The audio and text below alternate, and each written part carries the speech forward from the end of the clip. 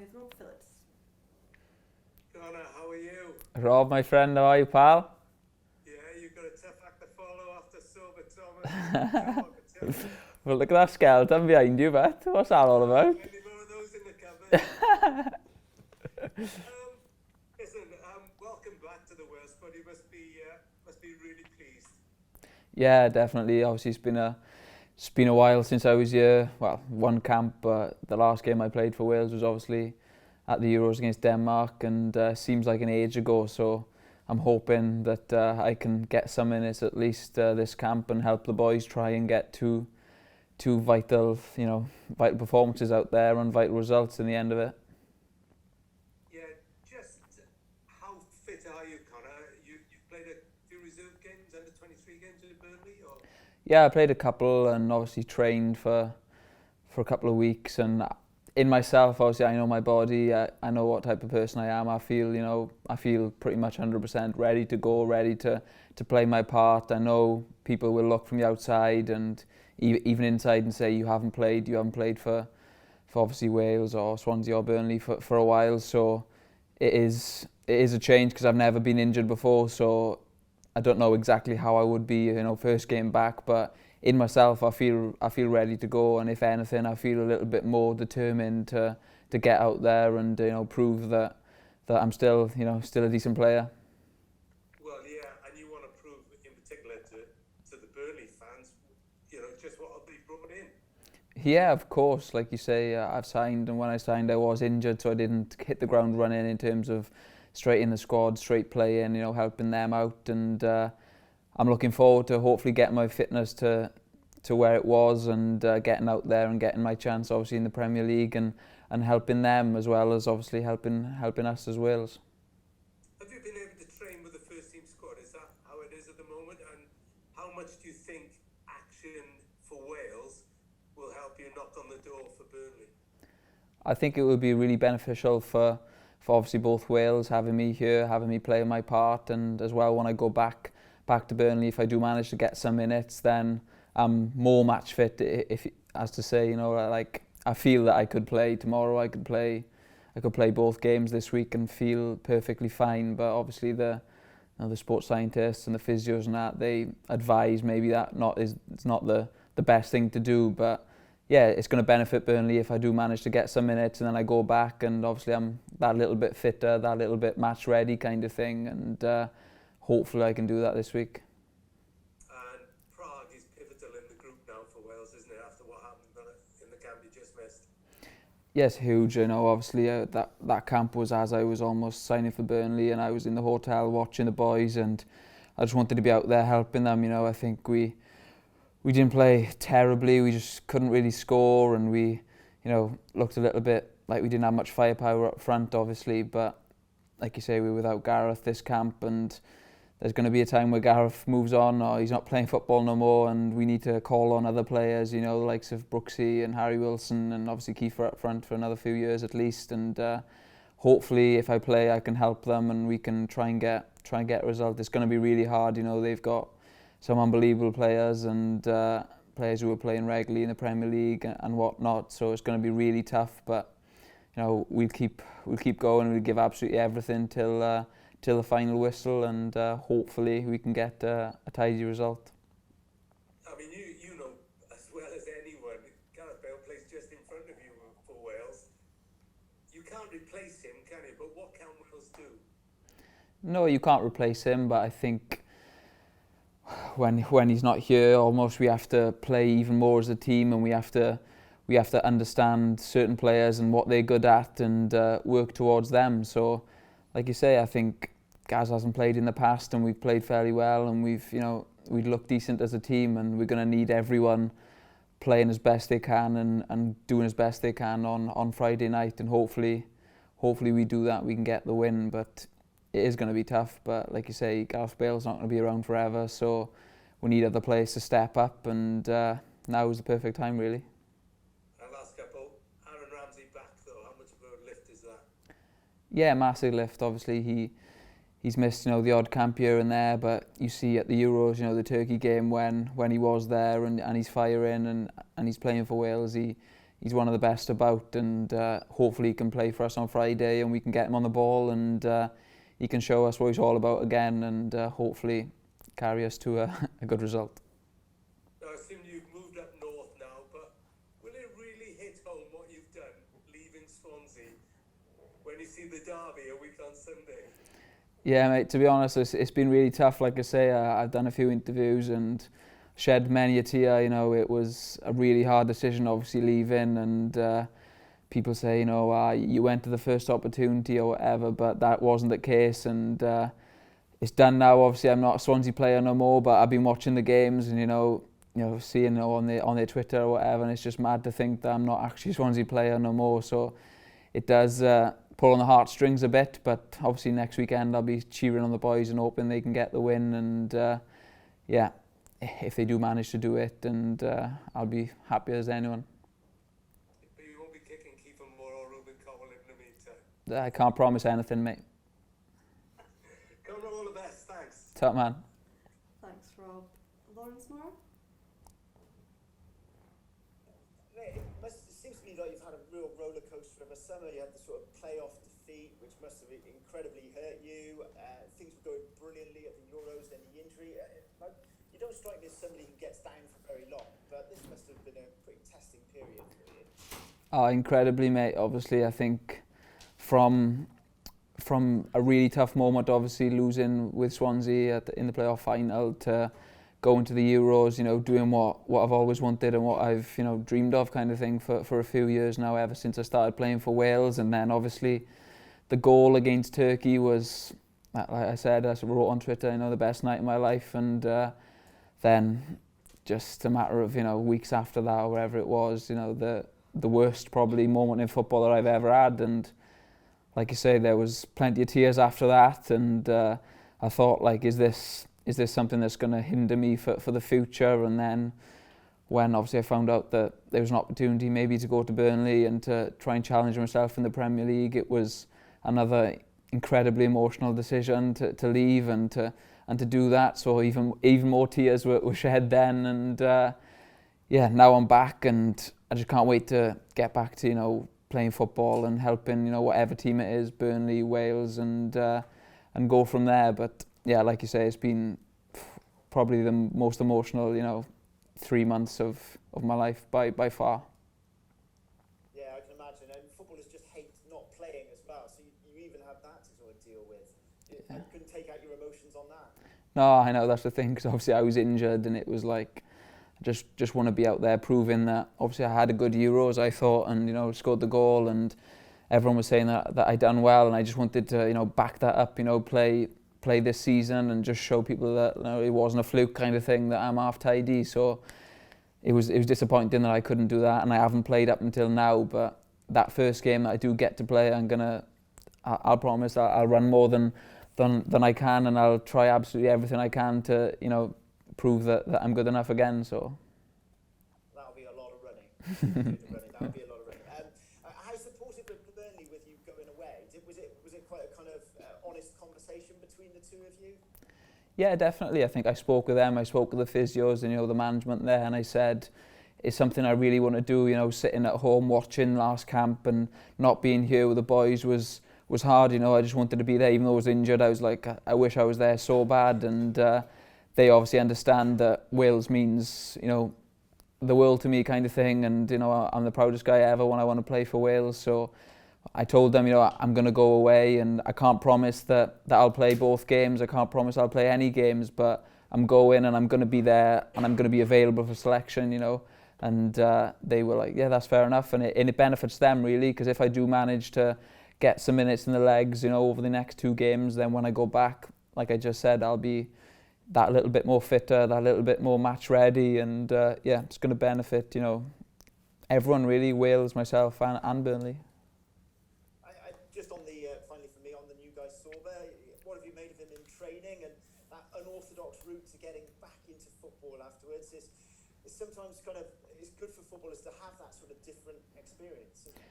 Yeah, it's mad. Obviously, he's popped out of nowhere, really, hasn't he? And it's nice to see. I've seen a few things on social media or whatnot, and it seems like he's really desperate to play for Wales, and that is that's the thing you want, really, you know, when you put on that shirt and you get out there, it's just giving absolutely everything, you know. And obviously he's a brilliant player. You know, I think he won Player of the Month in the championship, and you know, I never won that, so he must be he must be better than me. Like, so anything that can help the team and help Wales get results, then we're all for it. And hopefully he can play his part this camp, and yeah, hopefully score an hat-trick. Brilliant. Cheers, Connor. Top man. Thanks, Lawrence. Beth Fisher? Hey Connor, Beth from ITV, you alright? Hi Beth, you okay? Yeah, good thanks. Listen, people talk about having first cap for Wales as almost being kind of the most difficult. You've got 30 now at the age of 25. Do you finally feel you've got your kind of mainstay place? Do you feel, not comfortable, that's not the word, but do you feel, you know, one of the main guys now? Kind of. I think after my performances at the Euros and that, I felt like going forward that I was in with a really good chance of playing most games, kind of thing. Obviously with the injury, it kind of hinders that. You know, this camp I don't expect to play both games and start both games because I haven't played since the Denmark game, so it's going to be different. But going forward, hopefully I can play as many minutes as I can for Burnley and keep on playing for Wales. And like you say, if I play, if I don't play, the times I do play is you know, is a bonus, and I'll give everything I can for the team and for the country, obviously, and the more the merrier, kind of thing. So did you do a lot of carpentry in your time off? I didn't, to be fair. I think obviously for the first couple of weeks I was down. I was moping about because I went from a massive high to a massive low, obviously being injured, and then obviously I've moved up north now, so I've not taken all my tools. They're still down there, so in the future I'll obviously get them up, but yeah, it's been on the back burners for now.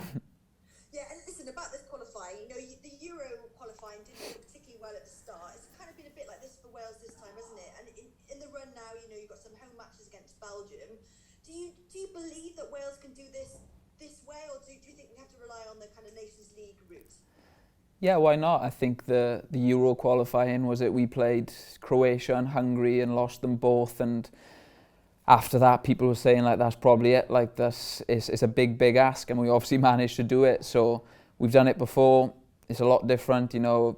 I think teams are obviously better now, and they know what they're going to come up against when they play us. I think when we did come back from, you know, those two losses at the Euros qualifiers, we had Kiefer who was fresh into it and took a couple of people by surprise, to be honest. So it's going to be different, it's going to be hard, but we have done it before and we've got more than enough quality to do it again, so why not? And obviously we are Welsh, so we'll keep going till the last whistle, and if it's not good enough, it's not good enough. But yeah, like I say, we'll give absolutely everything.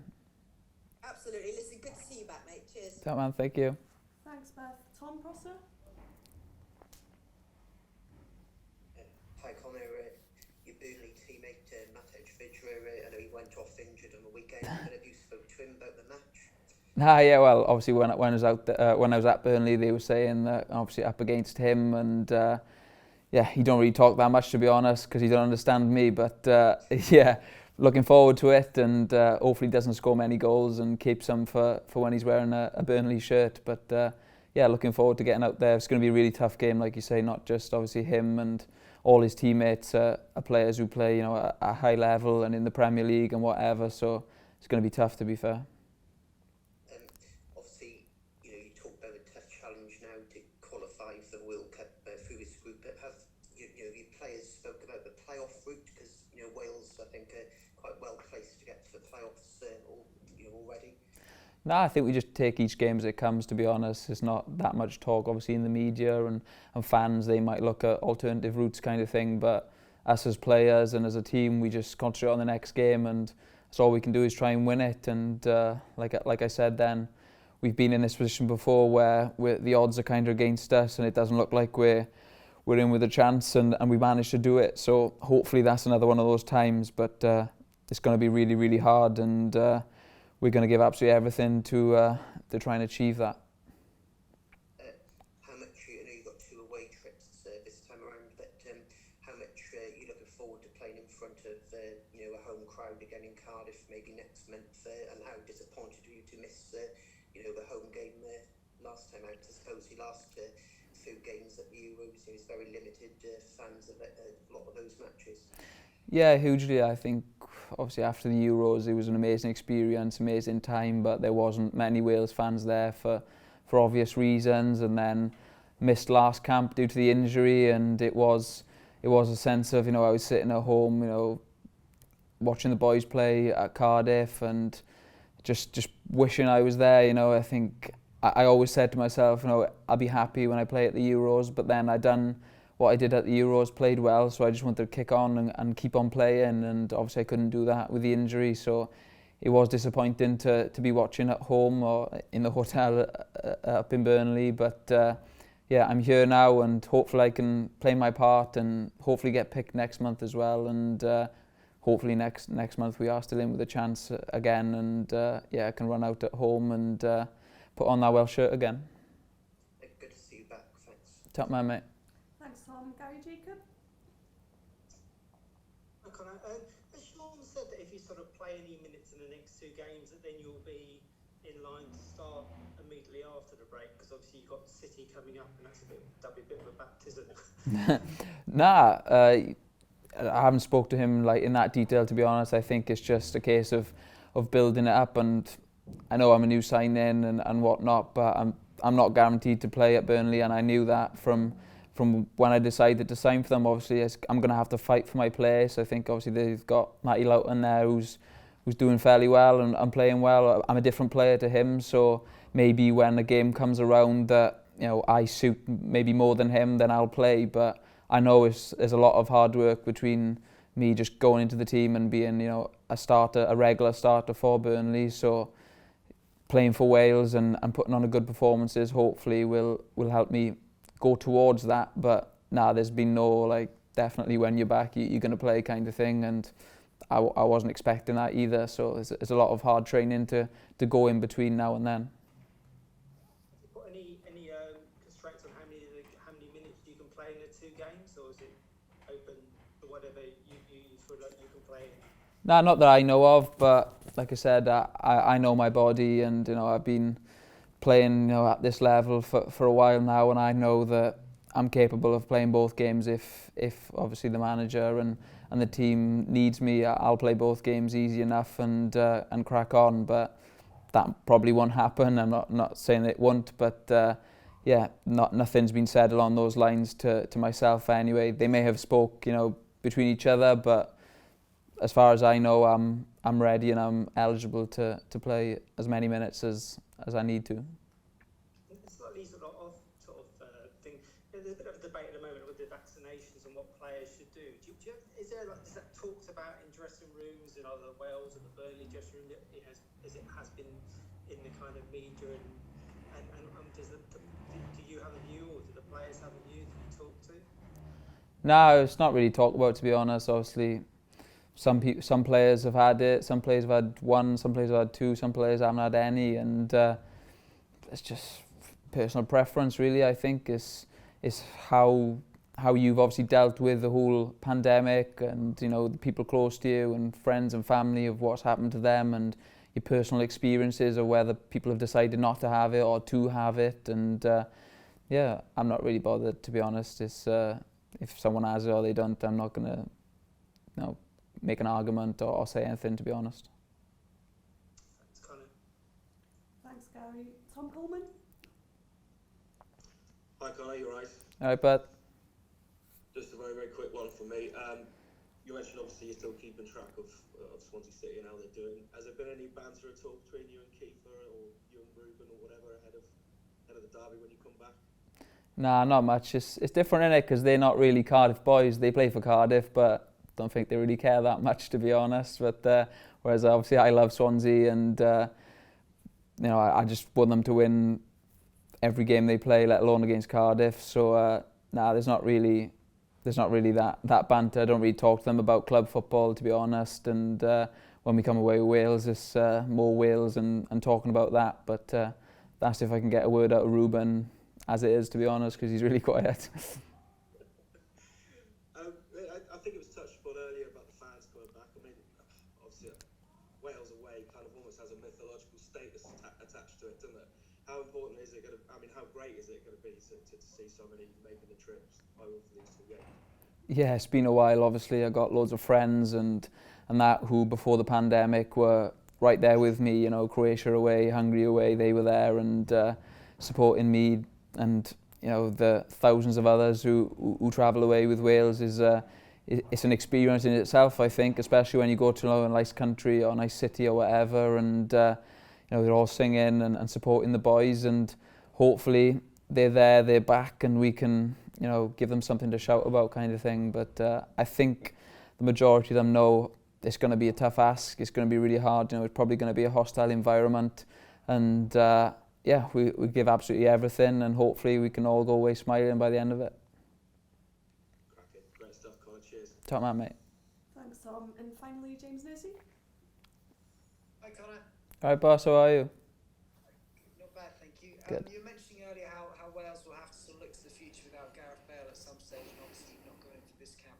How do you think the team might play differently without him? How do you see the side?